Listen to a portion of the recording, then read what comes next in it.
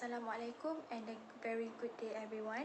Today, we are from group 7, we would like to present to you about an interesting topic that we can actually relate to. But before we start, I would like to introduce myself. My name is Izora Nufarisha. Along with my other friends, we have Nur Anissa Atira, we have Raja Arisa Yasmin, and we have Siti Aisyah Maisara. So, without wasting any more further, let's begin. So, in today's presentation, we will discuss about the introduction of language shift in digital communication, also the general overview of it, and why does language shift in digital communication happen, also the role of technology to preserve the language, alongside with the impact to society and future generation, and conclusion, also we will provide you with the references that we have used in our presentation. Have you ever noticed that we speak one way at home, but we will type completely different online? For example, we might say, "Apa khabar?" to our family, but on WhatsApp, we'll just write, "Hey, what's up?" in English. That is not just random, it is actually part of a bigger phenomenon called a language shift. So today, we'll be discussing about language shift in digital communication. Digital platforms like TikTok, Instagram, WhatsApp, Facebook have changed not only on how we connect, but also on the languages that we choose. For example, as we can see now, many young Malaysians may speak Malay or Kelantanese at home, but once they go online, English becomes the default language or main language. Why? Because English is more global and can reach more people, so this is where the language shift begins. So, imagine your grandmother only speaks in your local language. Let's say Iban or Tamil. You understand it, but when you text your friends, do you ever use that language? Most of us don't. We switch to English or Malay without even thinking. So that is how the language shift starts. Small choices that will slowly replace one language with another. According to Holmes, and supported by our notes on topic 4, language shift is the process where a community gradually abandons their native language and replaces it with another. So, in digital communication context, this means that people stop using their mother tongue online and adopt more dominant language like English. For example, a child grows up hearing Iban at home, but because they spend most of their online time in English, eventually English becomes their main and default language. This has shown how digital platforms speed up the language shift. Let me ask you something. When was the last time you saw someone post a TikTok caption in pure Malay or Dusun? Let me answer that for you. Most captions are in English, right? This is not an accident. It is just part of a larger trend. First, because websites and apps are mostly designed in English, so we naturally follow. Second, English is seen as modern, cool, and prestigious. Third, using English online gives us bigger audiences. But, however, the downside is that local languages get used less, and less. So over time, they risk of fading away. For example, Maori in New Zealand has shifted heavily towards English, with fewer young fluent speakers. But on the positive side, the internet can also help. Communities can create YouTube contents channels or TikTok content in their own languages. For example, platforms like Duolingo even offer courses in endangered languages like Welsh and Hawaiian. So digital spaces can either weaken a language or to save it. So Every time we decide to whether post in English or in our mother tongue, we're not just choosing words, we are shaping the future of our language. Let's move on to the next slide, but I will pass the presentation to my good friend over here. Next, let's move on to how language shift in digital communication happens. So this is because there are increased accessibility to access to multiple language online, maybe through Google's or application like Duolingo, and not to mention that younger generation nowadays they use lots of translating tools and global slangs that cause the language shift to happen. After that, language shift in digital communication also happens as it is more flexible on time and place. Whenever people want to communicate, they want to communicate wherever they are so that they can reach the other person, the other party, much more faster. And through digital, it's allow you to do so. And you can simply change your language, your tone based on your audience. Maybe talking about formal and informal settings. Informal, you're let's say you're talking with your family, you can use informal language. But when you're in a formal settings, maybe talking to your boss, your employee, your co-workers, you have to use professional English. That's one of the examples that I can tell you guys. And lastly, how this language shift happens is because nowadays people tend to use interactive engagement. When they're texting people through digital, they prefer to use emojis, stickers, even GIF to show how they are feelings, maybe to express a more deeper meaning to their text. And also like these trendy words and all are being spread widely and very fastly, and thus this promotes into language shift especially among generation nowadays.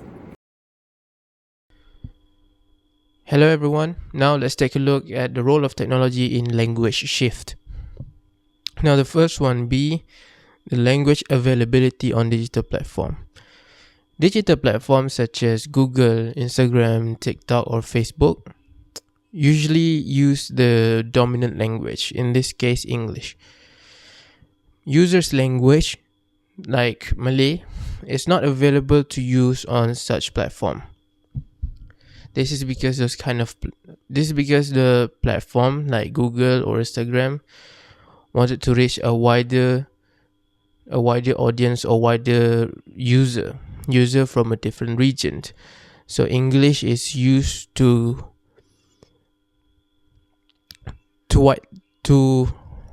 English is used so that people from every region would understand it or would use the platform easily, since they speak on the same language. The next one is the gaming and online community. A multiplayer competitive game such as Halo Infinite is not limited to a player from just one region. The game like Halo Infinite is made in the US, but to reach a wider user from any region around the world, the dominant language is used so that everyone can use it. And also even in communication, in-game communication, it's not limited. Like I said, it's not limited to one region. So in one gaming session, you can find a player from India, you can find a player from Thailand, you can find a player from China, and certainly that you don't speak their language. So the only way to communicate in game is by using English. Now let's take a look at the last one, which is digital content creation. Content creating platforms such as Instagram or TikTok or YouTube, the content creator will use English to reach a wider variety of audience from around the world, and even from Malaysia. And even the content creator from Malaysia would speak English to get an audience from a different region, such as from Singapore or Thailand or even the US. And speaking from an experience, I also my For You page from TikTok is usually filled with English language content, and they come from a variety of region. An example of language shift in digital education, where technology pushes people gradually to use more English in their academic practices. In Malaysia, many schools use Google Classroom as a digital learning platform, but here's the catch: the interface and most academic terms are in English. So, for Malay medium classrooms, this created a subtle shift. Teachers and students might start saying things like "submit your assignment" instead of using the Malay equivalent. So, over time, English becomes the default language for digital academic tests. When students look for high-quality learning content online, where do they usually go? They usually go to platforms like Khan Academy or TED Education. Most of these channels are in English, so whether you are in Malaysia, Japan, or Brazil, students rely on English to access advanced knowledge. Over time, English becomes the global classroom language, while local languages often get pushed aside for informal use only. This shows how digital platforms like YouTube don't just teach subjects, they also influence which language becomes the gateway to advanced learning. On to the impact to society. There are 4 impacts to society that we found. The first one is cultural erosion, homogenization in communication, generational divide, and shift in social status and power. So, the first impact to society is cultural erosion. Digital platforms often prioritize global languages such as English, Mandarin, or Spanish. As minority languages are less used online, their cultural expressions, idioms, and old traditions risk disappearing. For example, Kadazan Dusun. Kadazan Dusun youth in Sabah increasingly use Malay and English on social media, reducing online visibility of their mother tongue. The second one is homogenization of communication. Societies become more linguistically uniform, reducing diversity. Global English culture dominates memes, music, and online slang. Local languages may become offline only or limited to family use for informal communication. The third one is generational divide.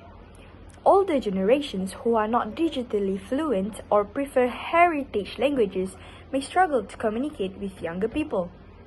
This creates gaps in family and community bonds. The last one is shift in social status and power.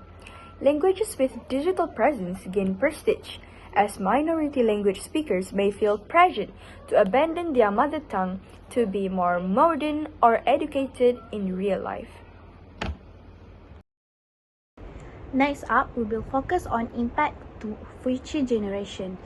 In this part, we have 5 impacts, which is language loss and identity crisis, reduced opportunities for multilingualism, digital exclusion of minority voices, revitalization possibilities, positive side, and changing family dynamics. One of the most serious impacts is language loss and identity crisis. If heritage languages are not used online, children may never learn to read or even write in them. Over time, they may even view their language as irrelevant or old-fashioned. This can create an identity crisis where future generations feel less connected to their cultural roots. For example, many Chinese Malaysian youth prefer English or Malay on TikTok and rarely use dialects such as Cantonese or Hokkien. This weakens their bonds with their ancestral language and culture. Another impact is the loss of the multilingual benefits. Children who grow up bilingual or multi-language often have stronger problem-solving skill, better cultural awareness, and even more career opportunities. But if young people use only dominant language like English or Malay online, they lose these advantages. For instance, an even child who only use Malay and English on social media may miss out on the knowledge and worldview encoded in the Iban language. This narrows their perspective and reduces the richness of their identity. The third impact is digital exclusion. If apps, websites, and even AI tools only support major language, minority language may become invisible in digital spaces. Future generations will grow up without seeing their mother tongue in modern technology, which sends the message that their language is less valuable. This lack of visibility can further accelerate future language shift and discourage young people from using their heritage language. However, the impact does not have to be negative. Digital communication also provides new opportunities for revitalization. Young people can use social media, gaming, and YouTube to promote and celebrate their heritage language. For example, Maori TikTok creators in New Zealand use Rio Maori in their videos, making the language cool and modern. In Hawaii, Instagram influencers create content in Hawaiian to reach young audience. These examples show that future generations can actually use digital tools to strengthen their language if they are motivated to do so. Finally, language shift online can change family dynamics.